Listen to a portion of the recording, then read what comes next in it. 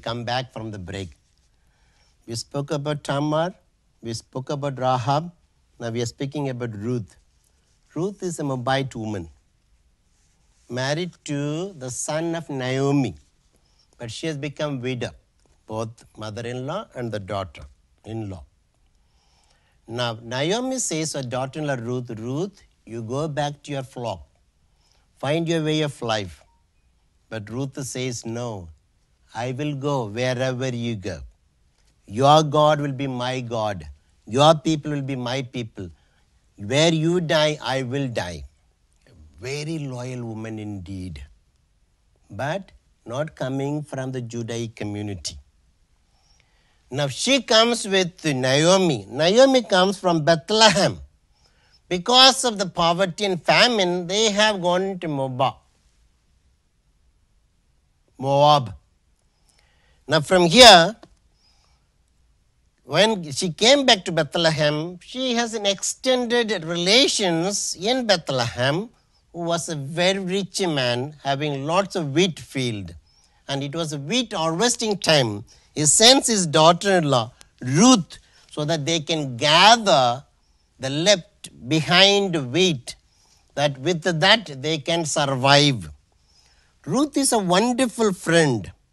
And Ruth also knows how to look after a family. More than that, Ruth is a God-fearing person who loves God, knows her loyalty towards God. This man, the nephew of Naomi, is Boaz. Boaz is the landowner. When he heard about the beautiful life of Ruth, and he has got such an amount of compassion, also love at the first sight. And he said to his man in the field, you must not ill-treat this woman. Leave behind more wheat, that she gathers wheat only in our fields, and provide bread and water for her when you all sit down for your meals. And he also told this Ruth, you don't leave my field, be here, and the Lord will protect you. Beautiful concern. When you are concerned about other, God will send an angel to care for you. That is Christmas.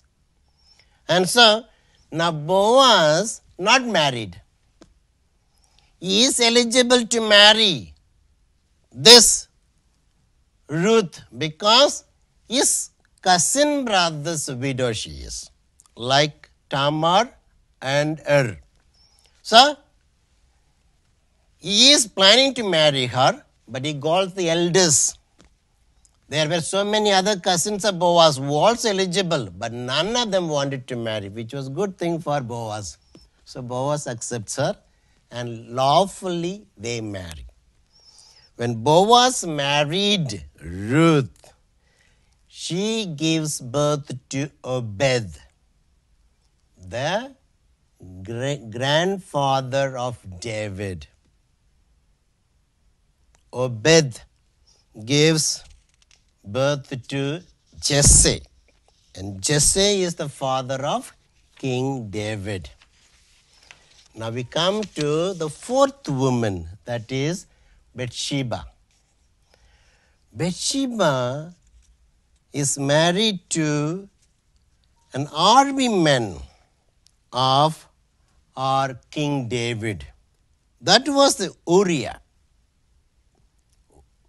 Uriah is in the military outside the city.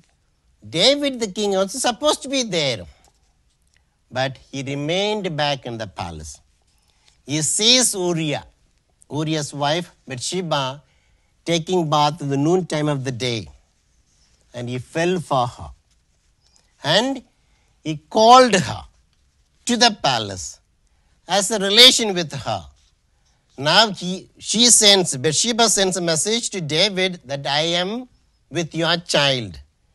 Now David wanted to leave it there. Now he sends a message to the army, calls Uriah so that he may go home and be with his wife.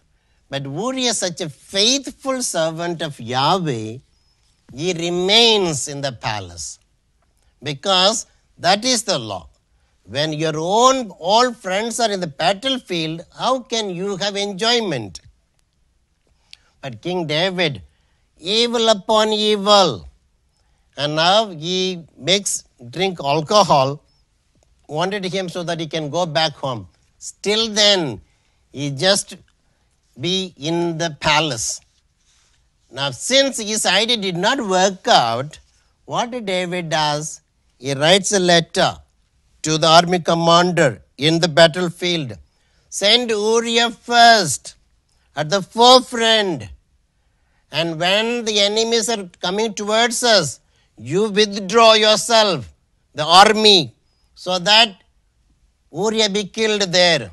One evil, second evil, again and again. Now, along with Uriah, there were so many other innocents have been killed in the battlefield. Nathan, the prophet, comes and says to him, then he repents.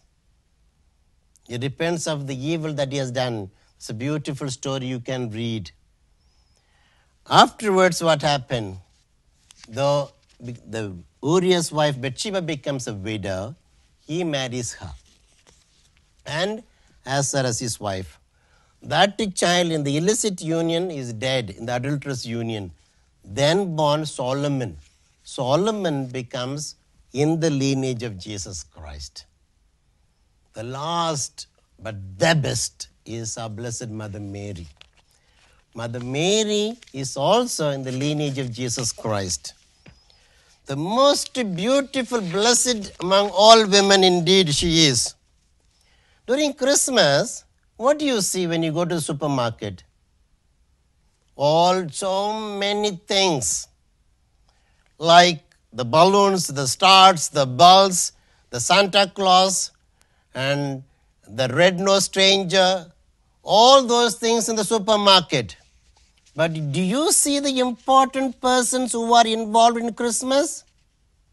Very less, very seldom. Because we think these are essential for us. Not at all. The most essential thing in our life is Blessed Mother Mary. Mother Mary, we completely ignore. Not only we, there are many who simply ignore Mother Mary.